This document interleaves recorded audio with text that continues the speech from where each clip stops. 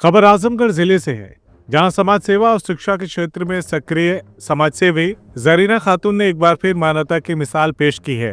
उन्होंने मदरसे में अध्ययनरत जरूरतमंद बच्चों के बीच पहुंचकर ठंड से बचाव के लिए उन्हें जैकेट्स दिया और बच्चों को टॉफियां व अन्य प्रोत्साहन सामग्री देकर उनका हौसला बढ़ाया। समाज सेविका जरीना खातून को अपने बीच पाकर बच्चों के चेहरे पर खास खुशी देखने को मिली है। इस मौके पर समाज सेविका जरीना खातून ने मीडिया से बातचीत में कहा कि वो बीते करीब 17 वर्षों से लगातार समाज सेवा के कार्यों से जुड़ी हुई हैं। उन्होंने बताया कि जहां भी उन्हें ये जानकारी मिलती है कि बच्चे ठंड, भूख या शिक्षा की कमी से परेशान हैं, वहां वह अपनी खुशी से मदद के लिए पहुंचती हैं। समाज सेविका जरीना खातून ने कहा कि मुझे अल्लाह का शुक्र अदा करने का मौका मिलता है। उन्होंने मुझे इस काबिल बनाया कि मैं किसी की मुस्कान की वजह बन सकूं। उन्होंने स्पष्ट किया कि उनके लिए बच्चे किसी धर्म, जाति, वर्ग के नहीं होते, बल्कि सभी बच्चे उनके अपने हैं। बच्चों की खुशी ही उनकी सबसे बड़ी कमाई है। उन्होंने बताया कि वो पिछले साल भी इसी स्थान पर आई थीं और आगे भी लगातार आती रहेंगी। समाज सेवा की प्रेरणा के बारे में जरीना खातून ने कहा कि उन्हें ये जज्बा बचपन से मिला। उन्होंने बताया कि उनके माता पिता का साया बचपन में ही उठ गया था और उन्होंने खुद कठिन हालात में जीवन बिताया। यही वजह है कि वो चाहती हैं कि कोई भी बच्चा शिक्षा से वंचित ना रहे। उनके मुताबिक सिर्फ तालीम ही नहीं बल्कि तरबियत भी उतनी ही ज़रूरी है जो उन्हें अपने माता पिता से मिली है। समाज सेविका जरीना खातून ने कहा कि उनका मुख्य फोकस शिक्षा पर है।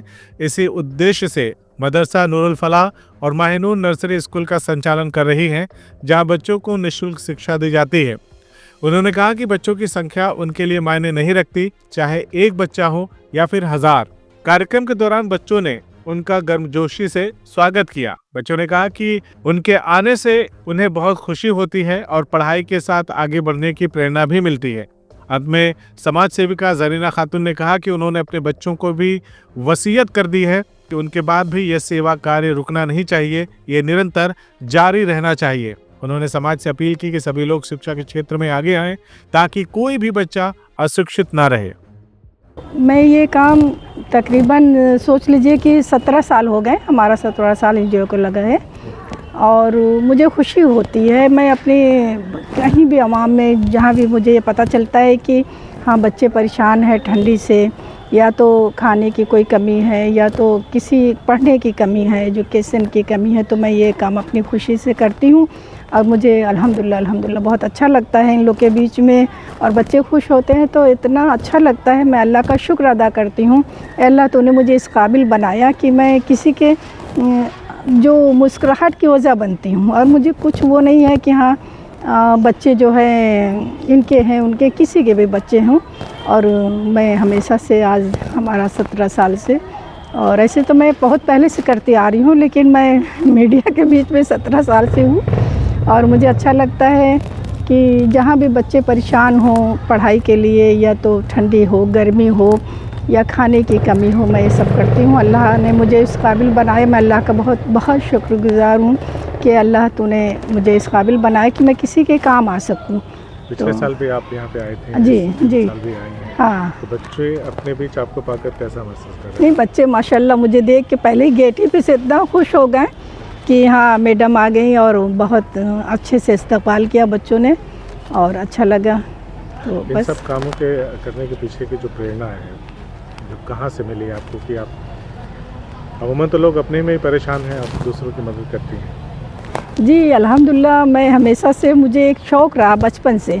पहला शौक़ तो मुझे ये था कि मैं एजुकेशन को लेके बहुत ही ज़्यादा वो थी कि जब मैं उस काबिल हो जाऊँ, मेरे बच्चे बड़े हो जाएं तो मैं बच्चों को पढ़ाऊँ।